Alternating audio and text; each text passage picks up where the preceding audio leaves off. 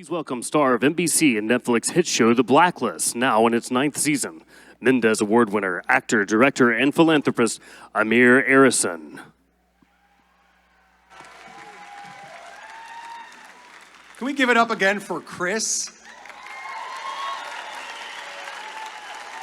How do you follow that guy? Are you serious?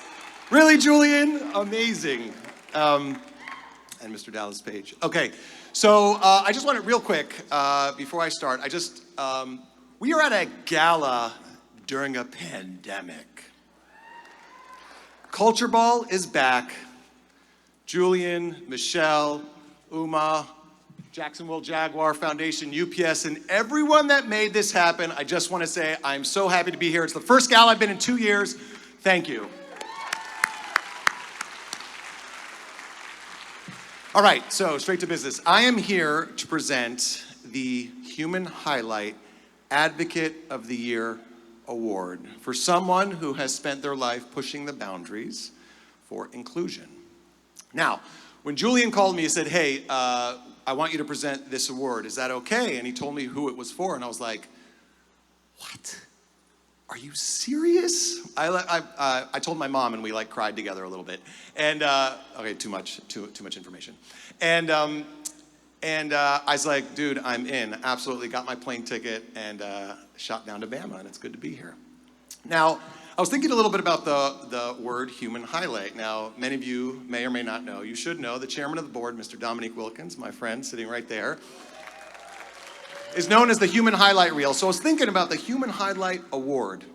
Now, we all know him for his dunking, his athleticism, his highlights, his competitiveness. But we were actually talking during lunch today. He scored more points with the mid-range jumper. People don't realize that. A lost art, Keith Middleton. Those NBA fans appreciate that. And I was thinking, well, a human highlight is not just the flash that you see. It's actually all the other stuff you do to contribute to your team. And really, the reason he's the chairman of the board, and I love him, that's to help cement his legacy, is all that he does off the court. And that is no different than our awardee tonight. Now, I don't know if you figured it out yet. The list is long, so I wrote it on a little card. It's my little strategy-wise stationery. That's Josh Jones. He presented earlier. Shout out to Josh Jones. He actually lent me this tie last minute. Very good. Thank you. All right. So you may he's an actor. That's why they call the actor to present it. He made his debut in 1979 in Escape from Alcatraz in a small role. Went on to star in a few films like The Color Purple, Places in the Heart, Witness, Silverado, Predator 2. So much better than the original. Grand Canyon, Angels in the Outfield. Who doesn't love Angels in the Outfield? Harriet the Spy. Harriet the Spy. Beloved, for which he won an NAACP award for Best Actor. Switchback. Who remembers Switchback? That's Neek's favorite. The Royal Tenenbaums. Are you serious? This is a very varied, exciting career. One can only dream of something like this. Dreamgirls. Muhammad Ali's Greatest Fight, Sorry to Bother You, a recent movie, which he, well, also, of course, you may now start to get it. Lethal Weapon 1, 2, 3, and 4. For number 3, he won, are you ready for it? An MTV Movie Award. Also, he produced and starred in Freedom Song, as well as Buffalo Soldiers. Freedom Song won an NAACP award, and Buffalo Soldiers, multiple Emmy noms, which I think is pretty amazing because he produced and started them because they really started to combine his work as an artist and advocacy. Now, speaking of advocacy, I gotta go to my other card because that list is 100 times longer than this one. But don't worry, I'm not gonna keep you all night. Just a few of his accomplishments. Now, he has been awarded the NAACP Chairman Award, as well as the President's Award, which is recognition of distinguished public service in your life. He has been a Goodwill Ambassador for the United Nations Development Project, as well as a Goodwill Ambassador for UNICEF. I could go on and on and on. He's done a ton of work with prison reform, voting rights, youth, and community development. In 1968, I went on a deep dive on Google, you wouldn't believe. In 68, 69, as a very young man, before he was a superstar, a movie star, he fought for educational diversity and inclusion at San Fran State University. He has done work with the Black AIDS Institute, Plastic Pollution Coalition, and Advocacy for Economic Justice, healthcare access, and education, and of course, inclusion for all, which is why we're here. So a counselor, I learned this from Julian, when he was in school, called him slow. And he overcame a number of invisible sensory issues to become the man that he is. And I just have to say to that counselor, slow and steady wins the race, baby. It is my great honor, not gonna cry, it is my great honor to present the Human Highlight Advocacy Award of the Year to Mr. Danny Glover.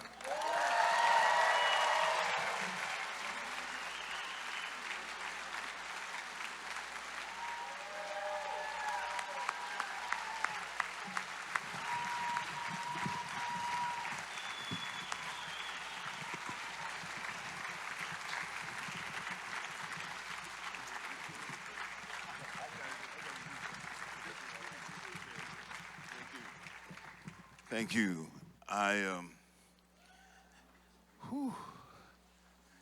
You make a list in your mind of things you want to say at this particular moment here, right here in Birmingham, Alabama. And I'm proud to be here in Birmingham, Alabama.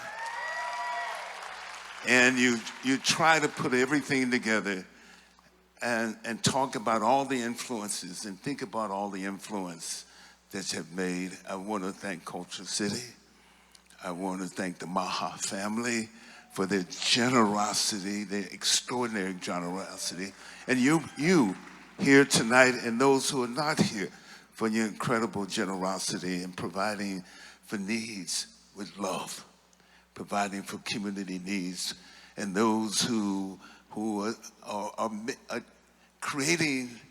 recreating themselves given the issues that they have in their life. I want to thank you for honoring me. I have my family member here, my brother with me, who has brought me to this Martin Glover. But your work brought me to this. My life brought me to this moment. And I try to think of it in that terms of that. I didn't start out thinking I was going to be an actor, thinking I was going to be in this position. When my third grade teacher, Miss Lumber, figured that I was struggling with reading, she figured out that I had math. There was something about math. Miss Lumber was my third grade teacher in 1955. So she was saying to me, I'm not simply in the business of making good students, I'm in the business of making good citizens.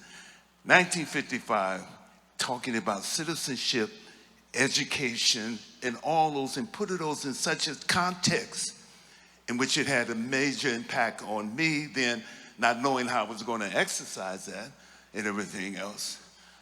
I worked in city government for 6.5 years. I worked in the Office of Community Development under the leadership of Mayor Joseph Aliota. And I worked in the Mission District and the Latinx community and the African American community. So those are the grounding. I didn't think I was going to be in some situation that I would be in this front of you. But I knew I wanted to be, as a child, coming out of, through the Civil Rights Movement, which I'm unabashedly saying that I'm a product of the Civil Rights Movement, that I've come through the Civil Rights Movement as a child. I watched the maturation of two incredible people, my mother and father, James and Carrie Glover, as they navigated. My mother's from Louisville, Georgia, a little small town in Jefferson County, Georgia. My dad's from Kansas City, and they decided after getting married in New York, they were going to make their life in San Francisco, where they did make their life. Their engagement in their moment, in their time, in their generation was pivotal to the way in which I saw myself and began to understand my relationship to the world. My mother was the regional president of the National Council of Negro Women. Her chapter in San Francisco raised more money for the Mary McLeod Bethune statue than any other chapter in the country. My parents were union. They worked in the post office. They were engaged in union. They're union. In a very active moment, not around the country. So you're on the behest of the civil rights movement. All these things are happening, and your parents are right in the middle of it. And so those are the things that kind of laid the foundation for everything. I thought I was going to be, and I would have been retired right now at 75 years if I had stayed in city government. They would have held a retirement party about 10 years ago. And they're giving me a little something, a gratitude. But I end up being able to say, being a cultural worker in that sense, and being able to tell those stories and engage people. We talk about Lethal Weapon, but we talk about the Silverado, we talk about Places in the Heart. We talk about all those, but it's the stories that we don't often hear, the stories that move us in people's life and the whole transformation. That's what it's about. So I'm standing here because of that, in a sense. But I can think about when my fellow students and I went out on strike in 1968 at San Francisco State College to strike in order to form the first school of ethnic studies. They were Asian students. They were African American students. They were Hispanic students. They were First Nation students. And they were progressive white students as well. And we came together, and it's still the only one. So those are the things that you stand on the back of. Someone once said, when you stand tall, you stand on the back of those who come before you. And certainly those are those. I live in the same city that I was born in. I live in the same neighborhood since I was 11 years old, and I continue to live there. And I have my ear right there to what's happening at that moment. But the opportunity to be with incredible people who are organized in the service of change, whether it's Canton, Mississippi, with auto workers there at Nissan who were trying simply to organize a union, just have union to work on their behalf. Let me not misstep. I've met some young mayors here, and I want to see all those mayors that I've known and I've run into here meeting. Stand up, young mayors here, in the right here. You know, I wasn't gonna say what, a couple of them I knew their father. You know, so they become there. So it's about that. It's about how we continue this whole thing about struggling for change. You know, and I'm proud right now what Cultural City is doing for that. In the act of celebrating this extraordinary, I always loved them, and giving me the Human Highlight Award, Dominique Wilkins. You know, give Dominique a hand again, and everything else. But this is to celebrate all the pieces that come together in a life, and trying to figure out what is the next step. Trying to say something, whether it's in an eighth grade algebra class. And I have to say this is an honor to one of the great men outside of my father, one of the great men that I've ever met in life, Bob Moses. Bob Moses was an extraordinary leader during the civil rights movement as a member of the Student Nonviolent Coordinating Committee, and take all that and you take off, like say, isn't that enough? Isn't that enough? Registering men and women, sharecroppers, how to vote, when to go, taking them, facing the dangers that they face. Isn't that enough? But he started something called the Algebra Project.